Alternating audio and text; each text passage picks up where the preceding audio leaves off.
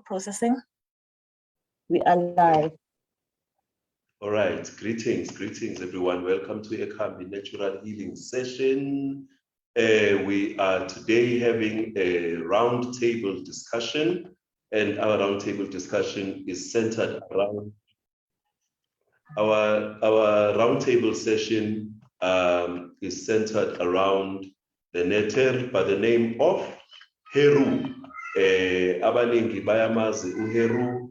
They see the symbol of a hawk or a falcon, or some say an eagle, usually a very strong, muscular-looking figure.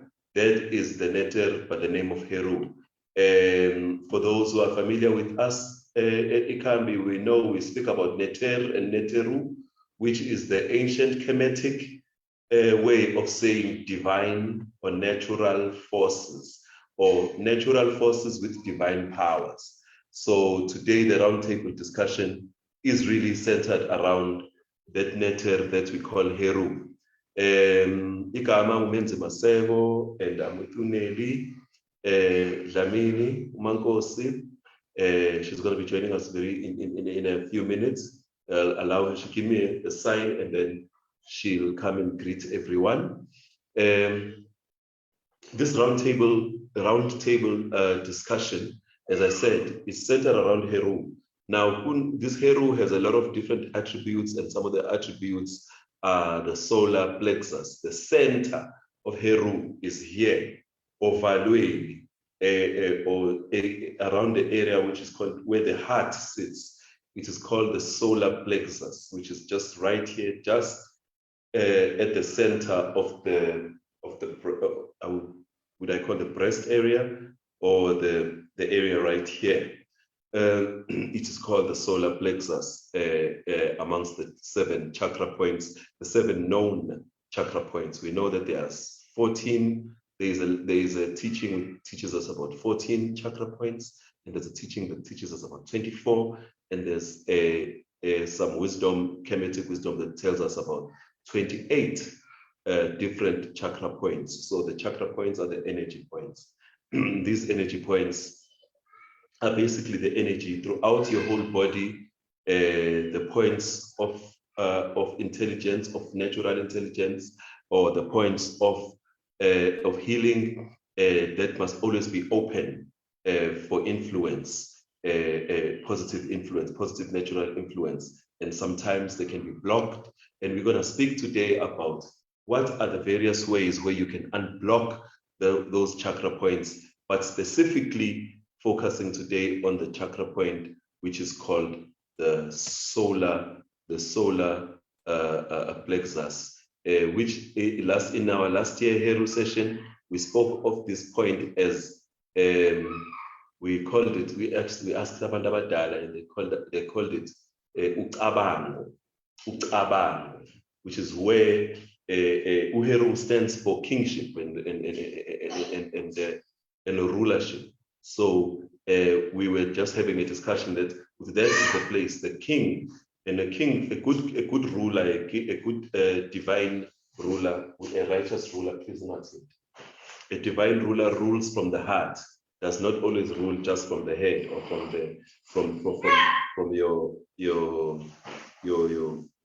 your third eye specifically, or even from your crown. Your crown is important, symbolic weapon. So it's important that we all know that kings are represented by crowns, but in the wisdom that we are teaching here, we are emphasizing that the divine ruler, a divine king, only rules, not only rules, but must rule from the heart area, but a heart which is cleansed, a heart which is pure, and a heart which is open, and the solar plexus which is ignited and which is on fire, like the neter or the natural force called Heru. So it's important to know that. Please excuse me a little bit. I need to deal with my voice a little bit. Greetings, everybody. My name is Nelly Nkosi. While Menzi still deals with this, situation there, I will just introduce myself. My name is Nelly Nkosi uMadlamini, intombi yasemalangeni, umntwana Nkosi. So yeah, so today we will be, as Menzi has alluded, we'll be talking about Heru, and we'll have a round table around that. So just before we get started on today's session, I just wanted to highlight that we did have another session last year where we spoke about Heru, and the title of that session was Reclaiming Your Power. In us reclaiming our power, we spoke a lot about solar plexus and how we can actually align our solar plexus. And it's very true. A ruler must rule from his heart, and that is the most significant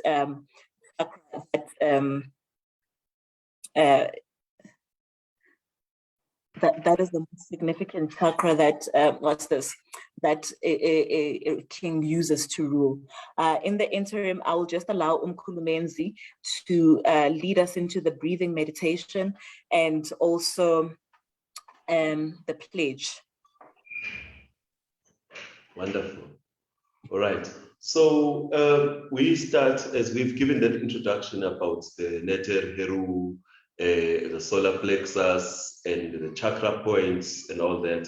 We will go deeper and explain also in African indigenous terms, what are these things? What do they mean exactly? And why do we need to have them aligned? Why do we need to have them properly cleansed? Why is cleansing important? Why is awareness of these energy points in the body? Why are these things important? But let us start by first igniting our energy through breath work. We're going to just do a breathing exercise. So we sit still or we stand still, and we basically take a deep breath in. And we breathe out with the mouth. Slowly, gradually. A deep breath in. Hold the breath. Allow your ancestors and the creative source to be with us today. Hold the breath. And then breathe out.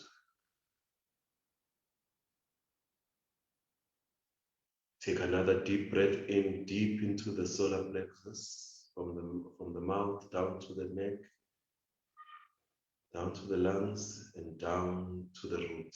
Take a deep breath in now. Fill your body with the living force, the living breath. Think about the meaning, significance, and the power of your breath. And then breathe out.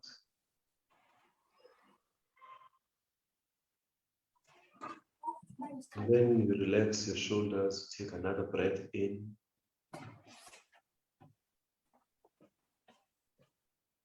Allow yourself to be present, to be fully present in this moment. Allow the information to fill you up with wisdom, with knowledge, and with the awareness of good health, which is your responsibility. Not the responsibility of outside people, but your responsibility. And breathe out. Siyabonga. In fact, today, since we are dealing with Heru, we should be doing what is called the fire breath. I think maybe we might do a short session where we do the fire breathing, which is a breath work which very much ignites the solar plexus, which gives you energy, which gives you power. It's mostly done in the morning. After you do, maybe if you do yoga, you usually do what is called the sun salutation, and then you do the breath work, it's called the breath of fire. It gives you amandla, it gives you strength throughout the day. It gives you strength throughout the day so that you can have just all the strength that you need throughout the day so that you can operate at your fullest potential as a divine being, what people in the West call a human being. Gogo, or should I do the pledge? Okay, let's read the pledge together. In our movement, Ikhambi natural healing, we believe that words are powerful. We believe that sound is powerful. So we have the healer's pledge, which you can recite after me. And it goes like this. It's a code of conduct for our group, which is called Natural Healing Ikhambi, the cure. We repeat after me, and we say, Singabelaphi, we are healers. You can unmute your mic if you are here, but if you are watching from Facebook, you can also just repeat after me. We are healers. Singabelaphi, we are healers. Yes. Singabelaphi, we are healers. We owe our gifts to nature, our ancestors, and our creators. We owe our gifts to our nature, our ancestors and our creator. We will approach, we live by the principles of Ma'at Unu Ubuntu. We live by the principles of Ma'at Unu and Ubuntu. We will approach each other with respect, honesty, and compassion. We will approach each other with respect, honesty, and compassion. We will offer our recommendations. We will offer our advice, recommendations, and ideas with trust. We will offer our advice, recommendations, and ideas with trust. We will neither insult, nor dishonor, nor abuse one another. We will neither insult, dishonor, nor abuse one another. Please come on together. We will share, practice, promote, and raise awareness about natural healing. We will share, practice, promote, and raise awareness about natural healing. Healthy lifestyles and well-being. Healthy lifestyles and well-being. We will refrain from posting negative information. We will refrain from posting negative information. We will refrain from posting irrelevant information and falsehood. We will refrain from posting irrelevant information and falsehoods. Singabelaphi, we are healers. Singabelaphi, we are healers. Our gifts are a gift to humanity and nature. Our gifts are a gift to humanity and nature. We will give back to nature what she has abundantly given us. We will give back to nature what she has abundantly given to us. Welcome, Brother Mochaile. It's been a long time. Siyaphila.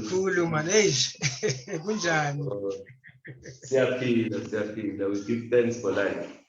Yes, it's good to see him on the street. Yes. I'm saying it's good.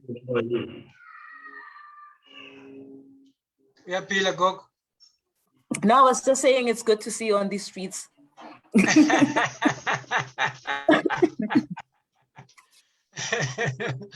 Yeah, it's good to be here, man.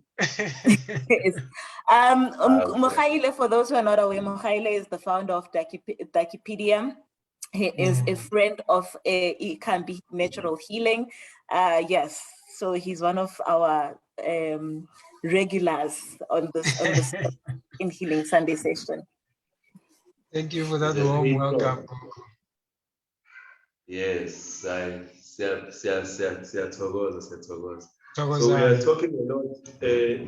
Well, just another thing about Mokhaile, the important work that he does, it touches on the issues of identity and ancestral healing, reaching back or reaching in to yourself to find the various blockages, the things that have blocked us.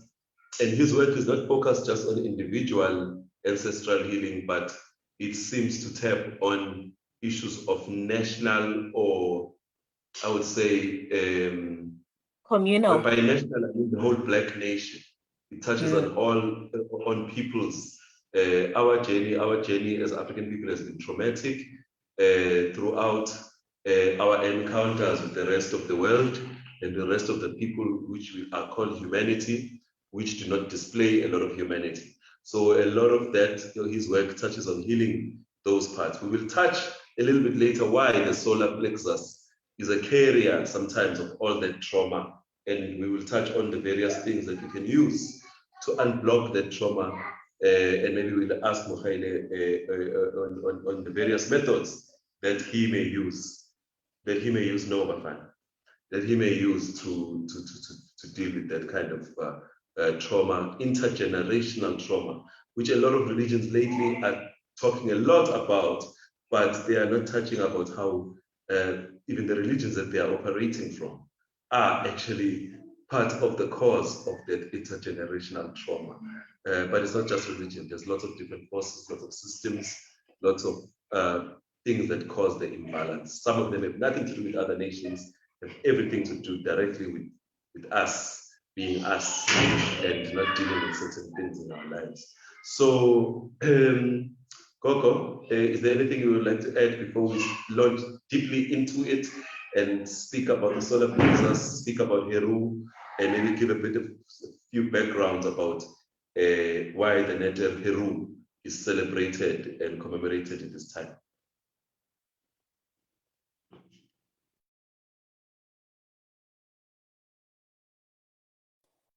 Hey, I almost spoke a lot of things while being on mute. So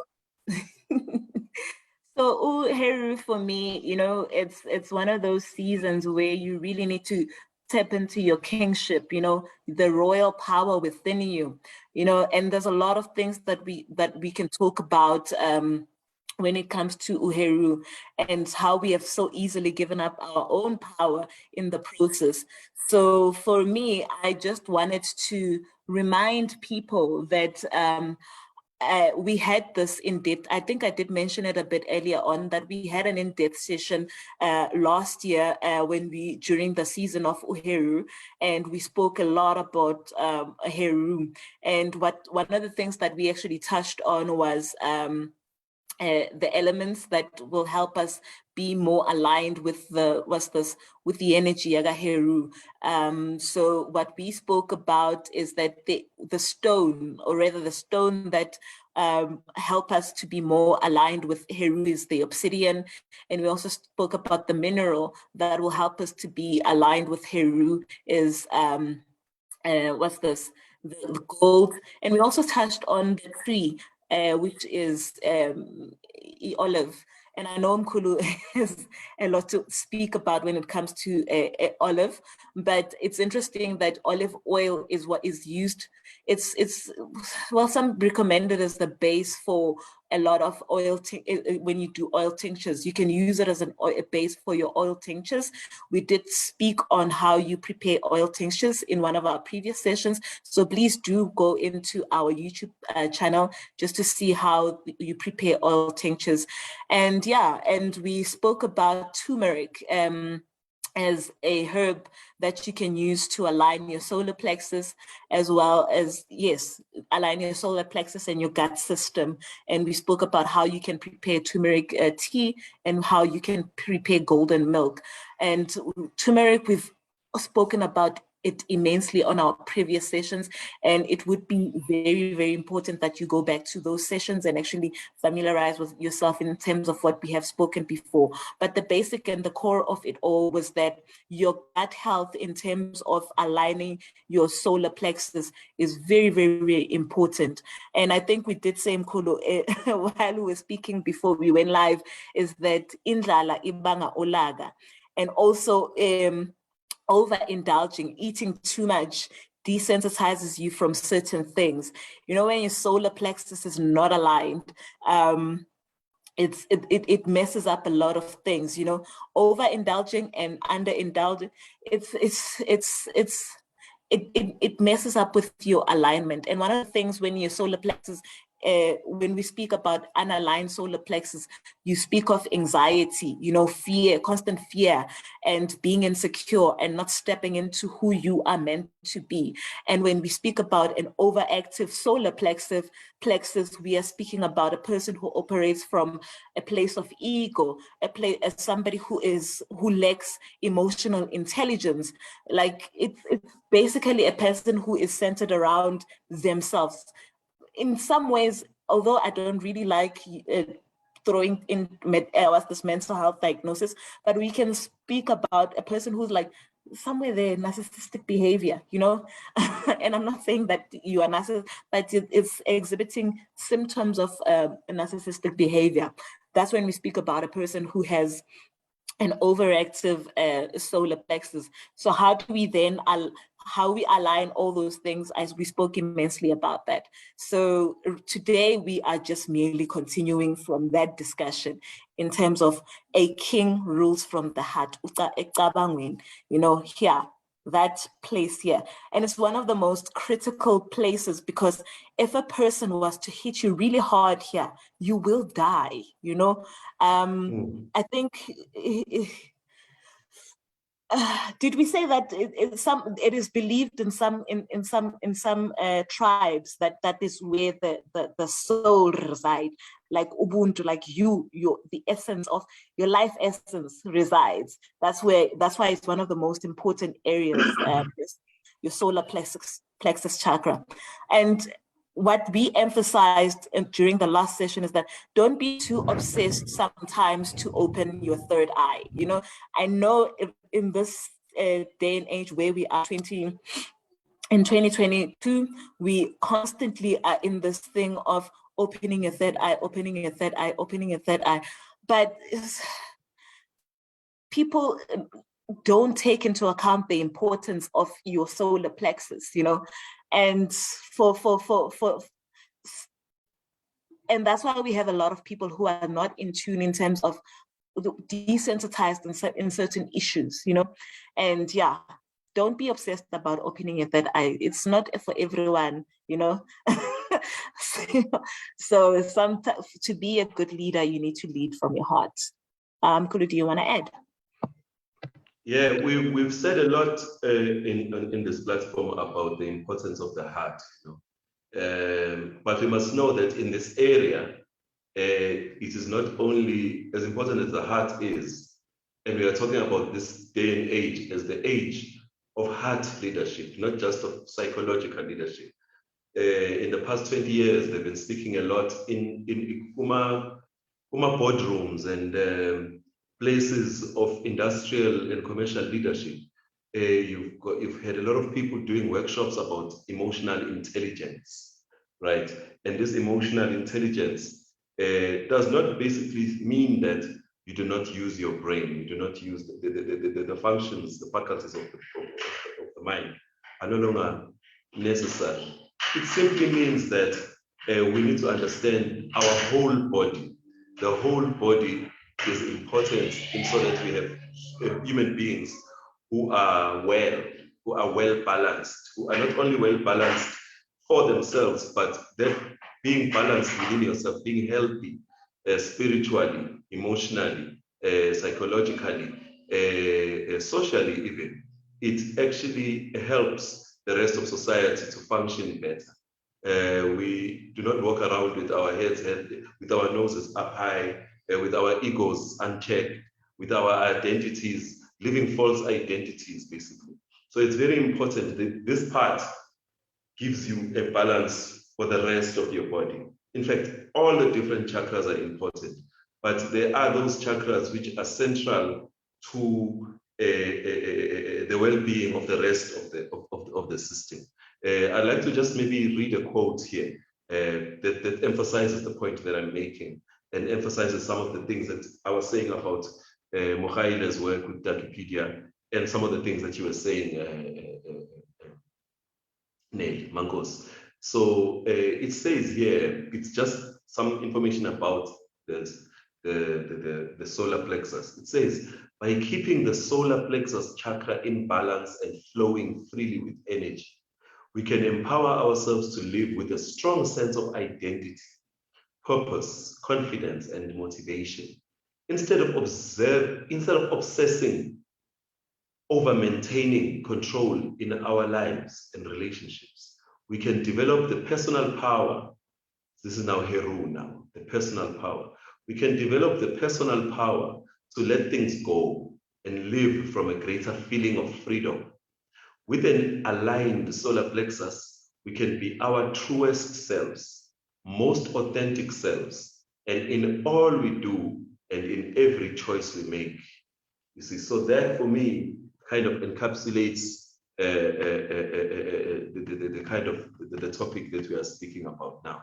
And I just like to mention this one also because I think we're going to speak throughout. I think Nkosi is going to talk about some of the elements that are needed. We know that Heru is represented by gold. The gold is one of his special powers that he rules over.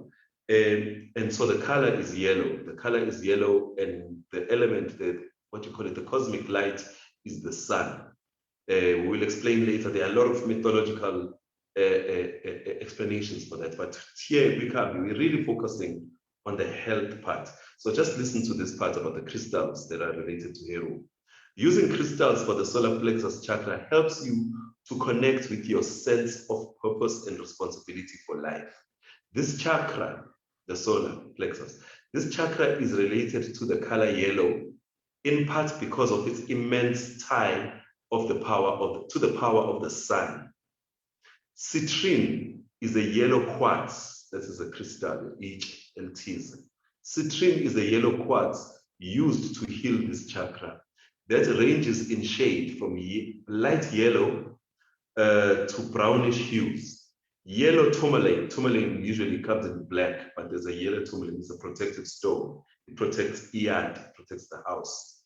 A yellow tourmaline, which is one of the rare colors of tourmaline, can help clear your body of negative energy that may be blocking your solar plexus chakra. Other crystals used to heal this chakra include tiger's eye, which is a bit yellow, which is brown but with a bit of yellow inside, yellow jasper, and yellow quartz. Before I give back to you, Nkosi and Bohai, this aspect of stones, you know, it's something a lot of us were not exposed to when we were younger, but some of us had this obsession with collecting amache, crystals that just look nice, stones that look nice. We collect them and put them either in a bowl or bring them to the house from the river or from the mountain. But we did not know fully why we are collecting these stones. Now, also in ancient histories, you find mention of all these different stones. For example, in the biblical history, you find these stones on there's something called the breastplate of Aaron, the brother of Moses, the prophet. He wears, I think, I'm not sure, it's 14 in his, it's like a magic vest of sorts. He puts them on they're like four corners. All these stones are here representing something. Some of them are representing the tribes. Some are representing certain healing properties. But do you guys have any knowledge of why these stones, have stones ever been so important in a Bantu cosmology? Menzi, from my part, you know, I did express a bit earlier that my grandmother used to keep a lot of clear quartz in the yard, and I didn't even know those were actually crystals until very later on in years. There's a big one which is the size of the football, somewhere near, just behind the bedroom, the main bedroom. And I didn't even know how the significance of that stone. But in terms of my upbringing, in terms of stones, I was never really taught that much about it, and I cannot speak from from my cultural background in terms of the importance of stone. But let's hear what Brother Mokhaile has to say. Togoza Gogo, you know, firstly, quickly on the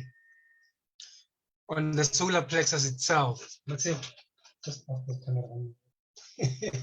Apologies, I've got my own EFF going on here. But it's not making noise. It's not like mine. He's fine. He's not making noise. It's just writing. Yeah, but so you're the father. Just quickly on the solar plexus itself, you know, the deity that governs that area is Ura. So there's the sun. Yeah? The sun is the power that illuminates all the dark areas. And by dark areas, I'm just referring to the areas of you that you are not aware of. So when you open this chakra, the manifestation relates to self-awareness. People that are aware of who they are don't worry too much about what the world says or thinks of them. So it helps keeps the ego issue in check. You do things for you. You know, it helps drive from the gut. You know, a person that drives from the gut. They are aware and they know that it is about them. You know, and that's just a little bit of on the solar plexus. Coming to the stones when I'm cool. You know, stones are very powerful things. They have got abilities to manipulate energies around in their presence, depending on which one you have. The stones are very important in our being, and Okoko were aware of it. So they would keep some in the yard, and they would also change them seasonally because they were aware of the energies that change with the seasons. You know, it is a deity thing. The old people are so smarter than we ever thought we could be. We were smart. They say hello there.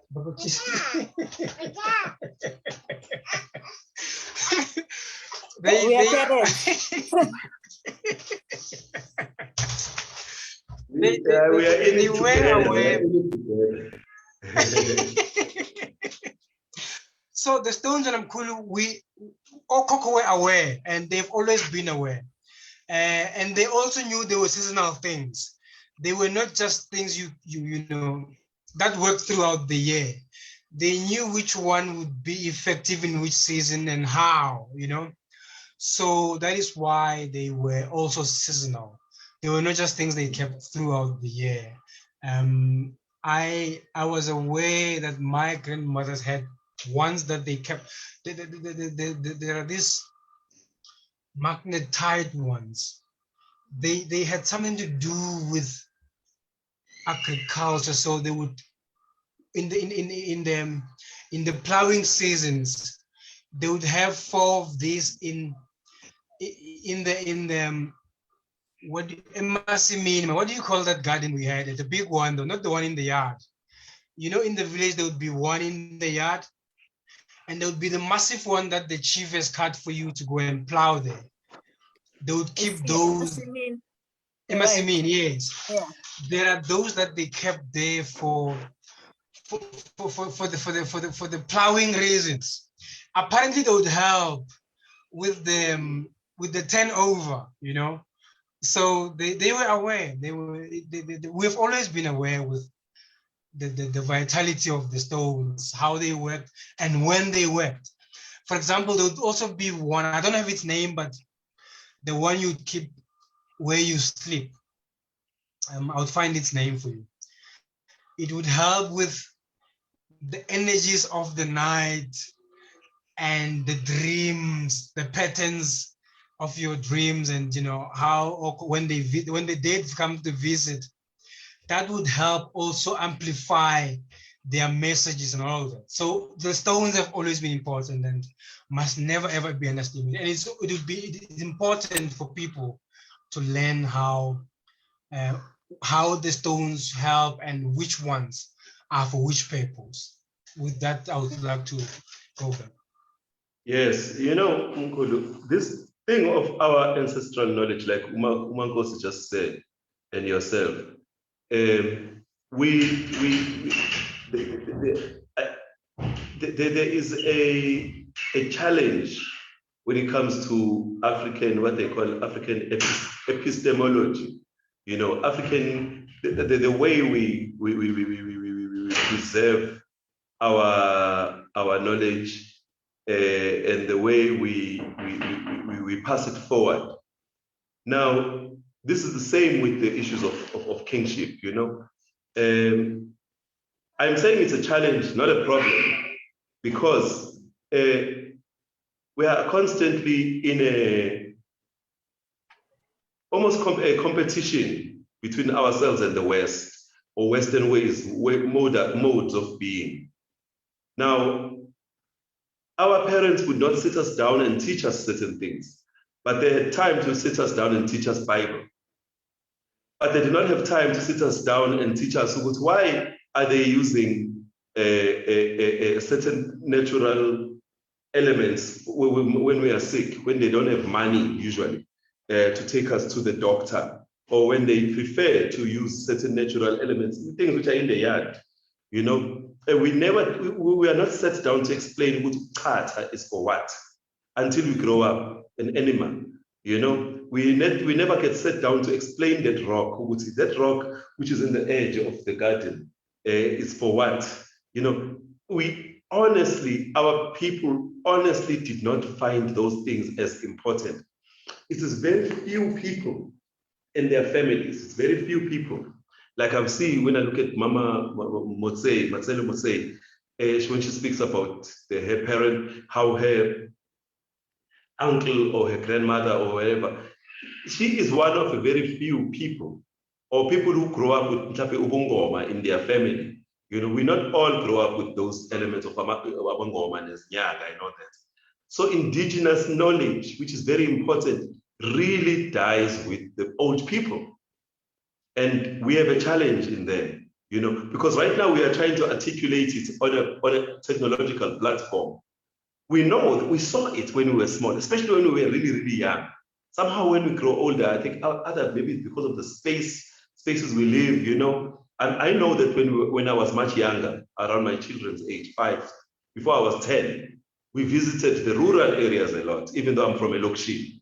We visited different parts, and we went to Eastern Cape to my maternal grandmother, and I saw things. I saw things that were being done, things that were being smoked by men and women, younger people. They don't do anymore. And also we stopped going. And I would go to Newcastle or to KwaZulu, Melmoth, and places like that, and I would see my aunt, Umamkulu.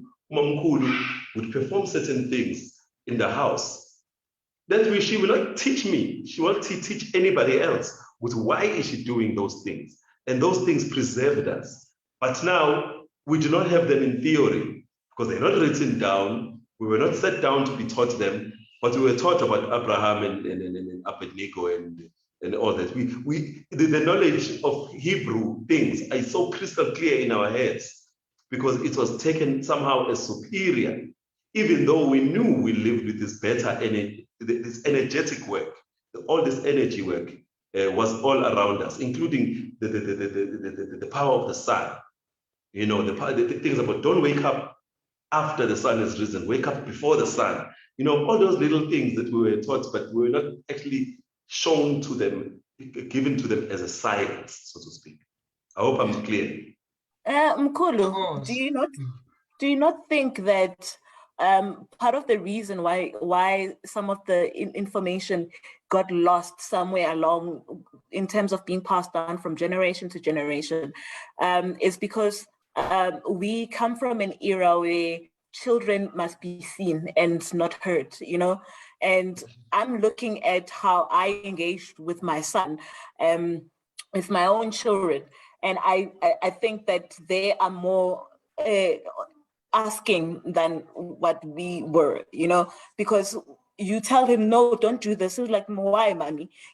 Where else you would never even dare to ask why. If somebody, do not throw water outside when it's dark, you shouldn't do that. But we never really asked why.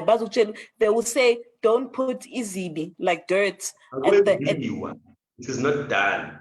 Yes, Yeah. yeah. And I think that's part of the reason why we were not taught, but also the environment in terms of them teaching us certain things. It's because of even the legislation that was there at the time, which is why we taught people using the church as an outlet to almost practice some of the stuff. This is how we saw it, like churches like Zion got in coming Epistemology, or where they do the drum beating. What's the other one? Yeah, Shembe and others. Yeah, and churches like get into place because it was literally illegal to do some of our cultural practices.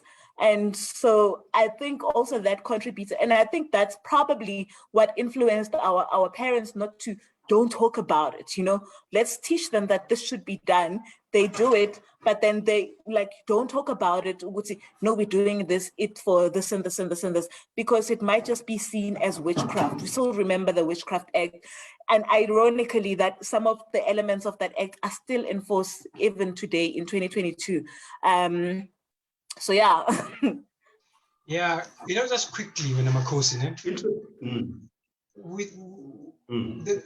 I want to quickly just defend the mystery system, because what you're referring to when I'm Menzi is the mystery system from ancient Kemet.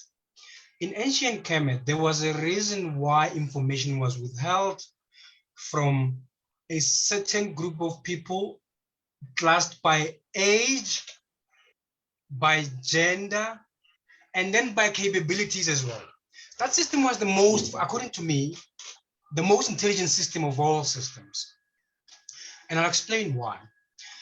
There's a reason why a child should not know certain things, right? To allow them as a human being of flesh and blood to mature to a certain age, to be able to handle certain things, right? There will be people that are gifted in specific areas. Those people are the people that will then be entrusted with the knowledge in that area of living. And that system helped people achieve the best of their abilities. So that system helped people to achieve their full potential, because here's one good reason. It protected them from unnecessary distraction in certain areas of life, and helped ancient Kemet achieve things that certain worlds could not achieve to this day. And today, in the current world, are still unable to explain how ancient Kemet achieved some of the things that they did. And that is a reason or a result of the mystery system. It identified a person's capabilities and potential, and then it guided them accordingly. And then it would only introduce them or allow them in certain channels of living that help certain things to happen. And in today's terms, we are unable to achieve certain things because people are allowed into every department of living, given information they are not meant to receive, and this serves as a distraction. So this was managed by the mystery system, and it helped. There was a reason that was done. And in today's terms, because children are allowed certain information earlier than they should, it works against them in schools.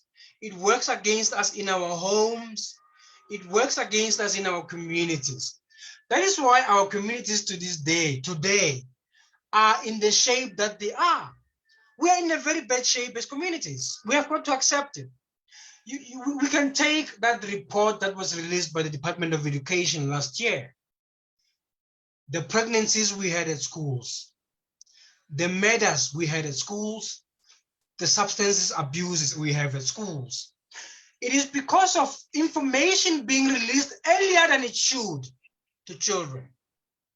It is because of people receiving information that they should, like even myself, I'm this old, I've got children, but there's certain information that I still should be protected from because there's abilities. There's a reason why we are humans and we are born in different days and seasons. That means people must serve in certain lines of living and should not get involved in certain things. The world in parting is a mess that it is today because information can find its way to everybody and anybody. And that Kemet was in order because that didn't happen. But the world we are in today is a mess that it is because it is happening in defense of the mystery system. That is my parting shot. It's interesting, Mkhulu, that you would say that with information being released before time. I just wanted to add in terms of what you just said, with information being released before time to certain individuals, and in that there's certain information that other people are also not able to dissect, and so therefore that information is not for them. And it's very important. I like what I watched a video where I think Mkhulumada, yes, Mkhulumada. It was done, yeah, I watched it on YouTube, where he was actually explaining that in the Venda culture, how they, from an early age, they identify your gifts and they groom you based on your on the gift that they've identified at birth. If you are meant to be a healer, you know, you will be groomed from childhood to be a healer. But if you're not meant to be a healer, you will not be exposed to things that have nothing to do with you, you know.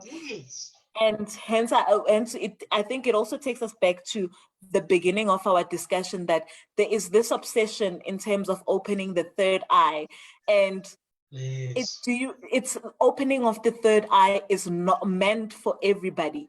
And if you're a person who's supposed to be in a leadership position, you should almost, not that you should ignore the other chakras, but you must always mostly concentrate in your solar plexus, like learning to discern as a person and weighing things out in an objective manner, because a good ruler always weighs things out in an objective manner, and they don't rule from a place of, from a personal perspective, but for the good of the people, you know. I don't know if any of you still remember the movie Yagashak. I used to always use this line. Well, the accuracy of that movie, it's debatable, but I like how they depicted Chama, where she always says that, to what purpose will it serve our people? Whenever a decision had to be made, to what purpose will it serve our people? And whenever a decision was taken, she would say, but for the good of the people, I think that we should do this instead, you know? And for me, it's just that people we need to go back to a system where our current educational system, it's like teaching a fish how to climb a tree. We all taught the same things, but we all not gifted in the same way. And it makes no sense for everybody to be channeled into the same stream like sheeps. We have a lot of gifted people that have different gifts within their lives, but those gifts will never be realized because those gifts were never actually expanded on. My son is a very gifted, person who draws, an artist. He's very good at drawing. I can't now tomorrow expect him to do something that is not even allowed. It comes naturally for him to be able to draw. And I should look at avenues that will help him enhance that. Because I never taught him how to draw. Nobody ever taught him how to draw. But I woke up one day and he could draw, and I enhance his gift based on what I am, my observations, like, oh, this is good, how do we then now make it of value, living within your purpose, reclaiming your own power as a human being, reclaiming your spot in society, because society we don't just gather around for the purposes of being alike per se, but we commune for the purposes of survival, and each of us have a contributing, we need to contribute in the traditional meaning of why communities are formed. It's for the betterment and survival of that particular group. The moment you are no longer contributing to the group, or the moment you stop contributing to the advancement of that group, but rather start becoming a destructive force, you get chased away. But in so I don't know, Kasipedi, you will say what you would say. I'm hoping that you'll help me. We are dingy, so like you just they kick you out of that community. And so I'm just reminded in terms of what you just said. Tamago. So it should not be taken lightly. Yeah, no, I was just saying that our systems should not be taken lightly and must be respected. And if we are able to find our way back into those systems and charter the way forward from that base, and we should get things right. Okay, as I said already, we are talking about health. Now, the health, I mentioned also that health is not just personal health, we are talking about social health, societal health, right? Now, what's important now, this word, African words are very deep. African words are very important. When you talk about community, you use the word umphakathi. Now we are busy talking about chakras and all that, and these chakras are systems within phakathi. But umphakathi also means community. It's not umphakathi if it's outside. If it's outside, what do you call strangers? Abokufika and things like that, So there's many other words, Now, the reason I'm raising this is, it's obvious when Ababa Mohaile Uguti our indlela esiphila ngayo is not the origin, it's not the way that we should. Excuse me. This is not the way that we should. So let's talk about methods of restoration. We don't have a lot of time, we have about 15 minutes now. We need to speak about, since we are living in Malokshini, we are living in suburbs, and the rural areas are not what they used to be. It's an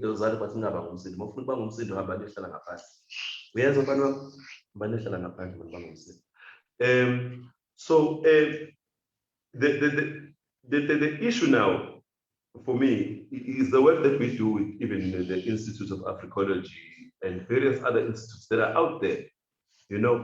We are in the communities trying to put in the brain and in the mind and in the heart of our community members a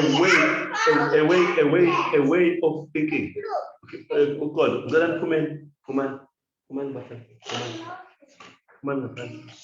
a way of being, which the environment itself is not designed to promote. So now, how do we then do the restoration? How do we do the restoration?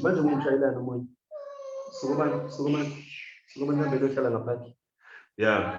So I hope you are hearing what I'm saying. It's very clear. I am saying that we want to restore a social the context itself. We know what needs to be happening. But we have TV, we have radio, we have internet, we have schools that are pushing an agenda that is not ours. So the reason why it's even so sensitive for us to, we don't want to chase them away. masculine to say Tourmaline. But at the end of the day, there's these issues of discipline. Come on.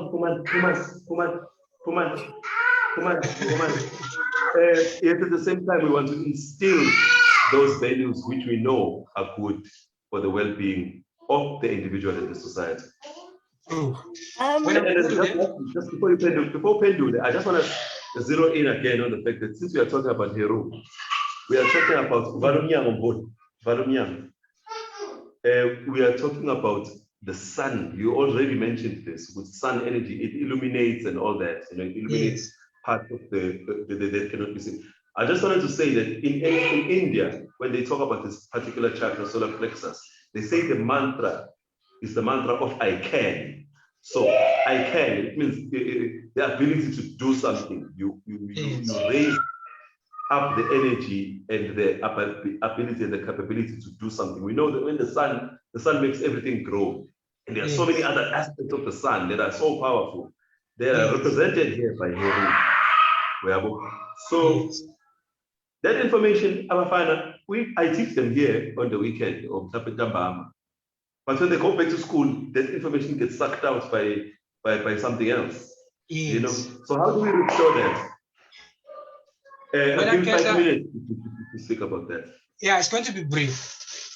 When I can, you know, it is a disadvantage that as a country we operate in what is referred to as a democracy, and we need to understand that what is referred to as a democracy is a weapon that was formed to disadvantage us as the indigenous inhabitants of the land. There's a reason behind this democracy thing, but there's still a lifeline. In the system that referred to as a democracy system, you still have Nkosi and Contralesa. And in the government, you have got what is referred to as COCTA. COCTA is cooperative governance and the traditional affairs ministry. That is the only area where Mkulu we stand a chance of survival. We empower Nkosi with. Those are the custodians, one of the land, two of our customs. We have got to empower Nkosi to entrench the programs that promote Isintu in our villages. These are the leaders that are entrusted with the villages. In the big tall offices in Pretoria, they don't have power there, but in the villages they do. We must empower the chiefs to run programs in the villages that teach about us. In Natal, they'll teach about all Nguni customs and Imvelo, where the Ngunis come from and all that. Eswatini, they will empower Nkosi to teach about where Amaswati comes from. La Limpopo here in South Africa, they will teach about where Amatsonga, Amavenda, Amapedi, Abalobedu, and everyone that you find there come from, how they lived in the past, what they did as a people to stay healthy, what they did, which rituals did they observe, how did they live in between the seasons. In Botswana, the kings and the chiefs in Botswana must teach about the Botswana, how they used to live, what they did to grow up within the parameters to raise their children, to observe Ama rituals when a person grows up. How did they observe those, the rites of passage? That is the only area where we stand a chance of restoring our cultural practices. Amakhosi, Ebukhosini, Maroshi, Mishate, and those places. And I like your answer. Being the I like your answer. Movement that has got a seat in parliament must drive that program. They must not sit there and wait for tenders and the 4x4s from government. They must actually sit there to drive and guide the programs that will help the villages regain the shape and help the people there to come back as a unit. Thank you. I really, really love what you just said. You know, I don't think it's breaking. I'm not sure if it's me or it's here. I don't know who's next. No, I was saying that what Brother Mukhaile is saying is very, very important, you know. But you know, because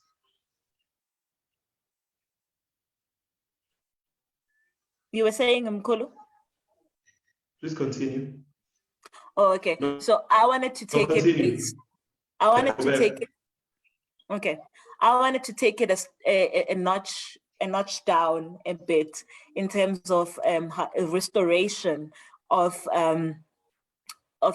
our indigenous knowledge system, you know, and how do we then step into our own power as a people. I think first you start with the self, you know, understanding yourself and your own power and understanding where you fit into the whole greater community and knowing when you are not aligned. Taking it back to the solar plexus, it would be knowing when you're not aligned. We spoke about the symptoms of a misaligned and solar plexus, an overactive one and underactive one. But one of the other symptoms that you can see is when you start having gut issues, like constipations or your constant diarrheas, or when you start, I think there's one knowledge that I actually gained that some of this would include diseases like your diabetes, your issues with your pancreatic cancers, and they're usually influenced by a misaligned. I want to say this because this is text that I've read, not necessarily have had a chance to prove. So yeah, a misaligned solar plexus, but then starting with yourself and aligning self with one's true self, and then aligning self with one's role within a family system. If you are a wife and if you're a mother, what is your role within that? So that we start raising individuals that know that their place within the system, within the family, and then once we've gone beyond the family, then we go to the community. How are you contributing to the community?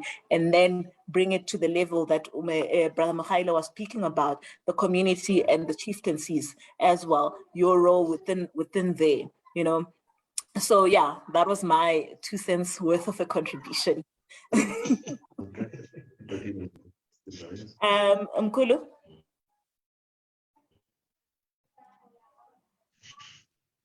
Mkulu means?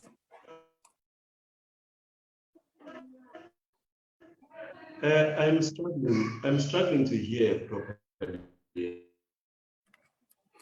It says here you have an unstable network connection. Yeah, it says you have an unstable network connection. I can hear you talking.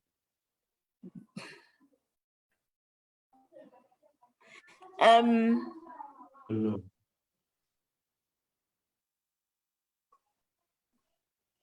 Yeah, we've lost I think I need to start over. Yeah, the bandwidth is low on his side.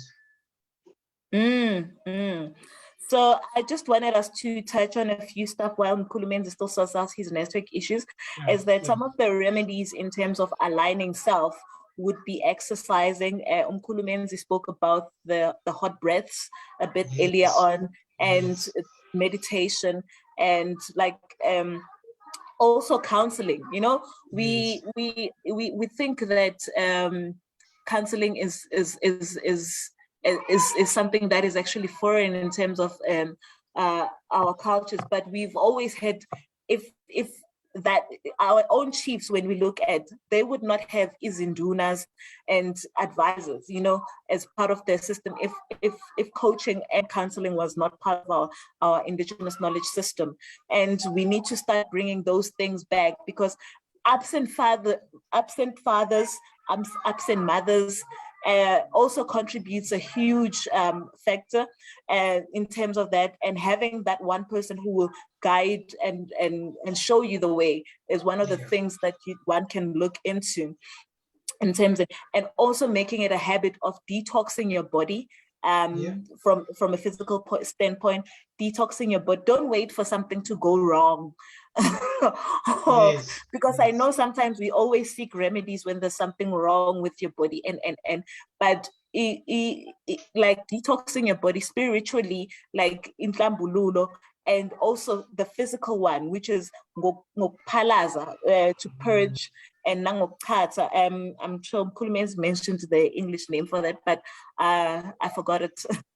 Nangokuthatha. It's also a good way to, to also align yourself, and also bringing things and elements that will help you align, going into nature spaces, and understanding the sun. The sun plays a significant role during the season, Yaga Heru. I believe like it is said that his left eye or his right eye is the morning sun, the rising sun. Please correct me. What did you want to say, Gogo? I'm saying that I believe that his left eye, and his left or his right eye is the rising sun, or is the morning sun. I don't know that part. One of the elements that Heru represents, it is the sun. Ilanga outside. I'm not talking about child, but it is Ilanga. And just immerse yourself with the energy Ilanga, just to bring yourself into alignment with nature. We have a lot of aids that Umveli has given us to heal ourselves and to heal our bodies, and we really need to take advantage of those elements. Certainly, Gogo. Just two quick ones as well. You touched on going into natural spaces. Sometimes just taking a walk, make it a morning walk or a sunset walk into the little bush around you. You don't have to drive very far. Just find a small little patch where you've got a small forest and just walk across it or around it. That helps a great deal. There was a guy on Twitter this week that said we must hug trees, and people were laughing, and I kind of understood where he was coming. I saw that discussion. I kind of understood. It was the Facebook. He said we must hug trees. Yeah, so people were laughing and making fun and all of that, but they don't. It just exposes our level of ignorance. Walking barefooted on the ground, and also very key is our diet. Guys, listen. The pizzas and the pastas are not going to be of help. We need to find our way back into Omnushu, or the very basic and the finest of things that we used to eat. The reason our mothers and fathers, grannies, could live up to 90 and 100 and didn't go to hospitals is just basically because of the diet. There was no magic around them. They just ate basic things.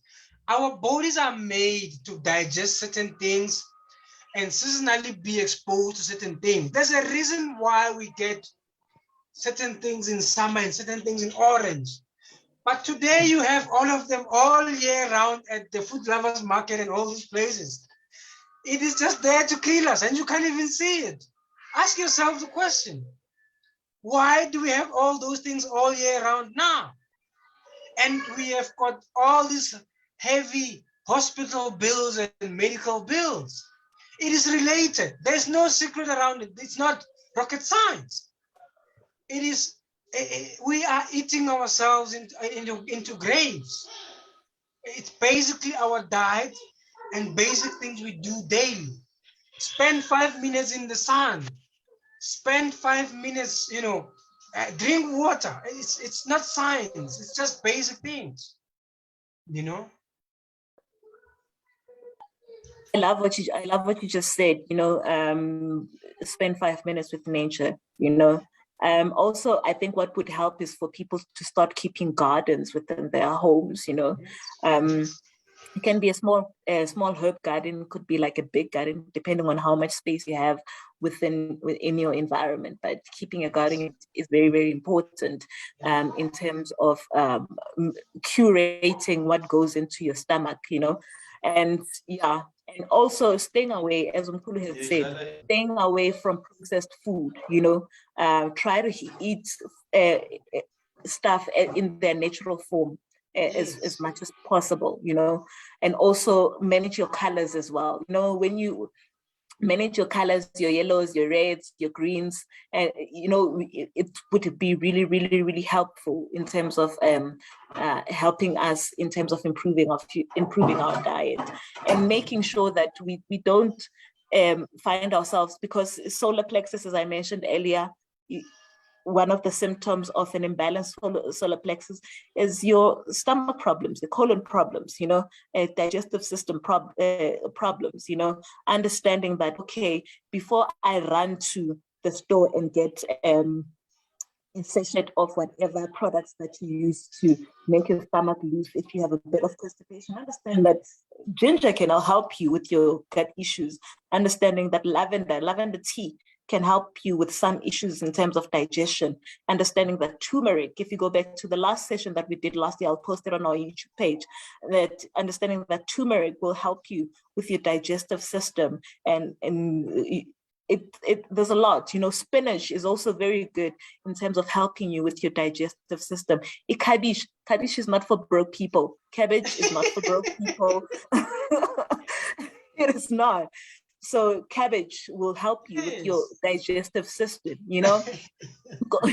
Just take it back to basics in terms of your diet, and it will help you in terms of aligning from a digestive system or a nutrients purpose, for nutrient purposes, and in aligning yourself with your aligning your solar plexus. Menzi, do you have any parting words before we close the session? Hey, me, I'm having challenges, triplet challenges right here. Besides besides network, sorry, not data, network. So I'm having to discipline people, so that's why I have to go off a bit.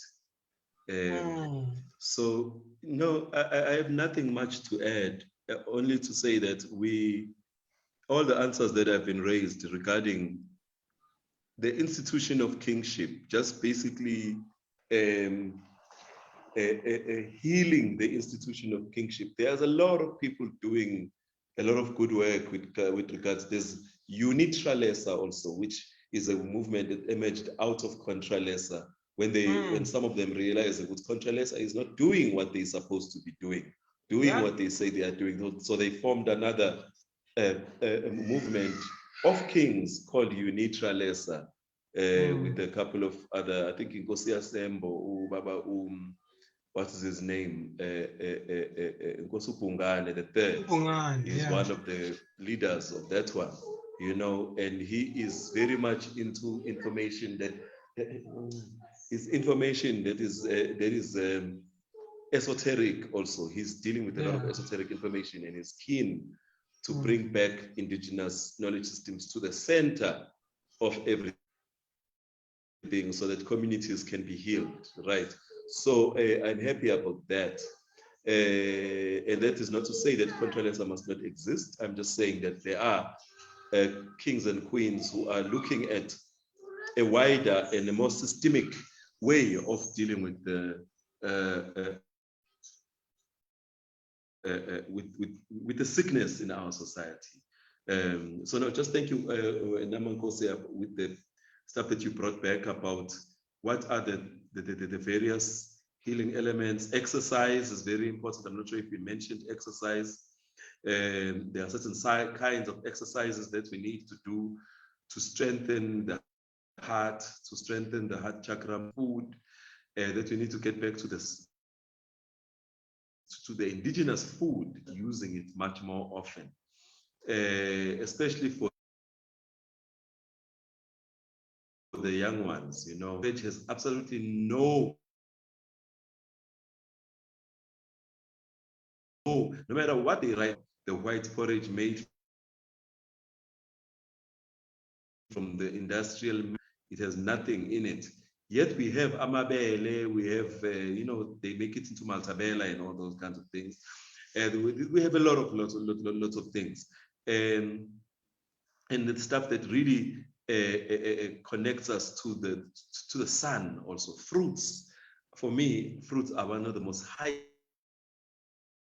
on the highest level of diets. If we can eat more fruits, drink more water, and speak to the food that we eat, speak energy to the food that we eat,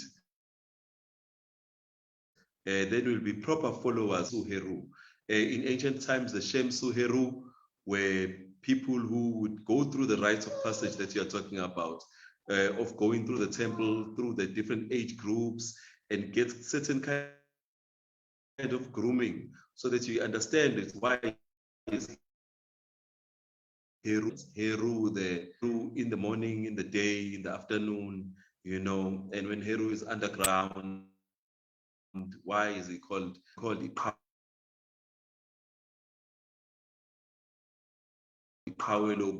The 5,000 years ago are not the same metals right now, and we need to identify the kind of sounds that we need to say when we are meditating and praying and at particular points of time. We need to identify sound. There are various sounds, so we can go so much deep talking. We can never finish in one. Grateful for all the points that are raised in this particular session. Heru.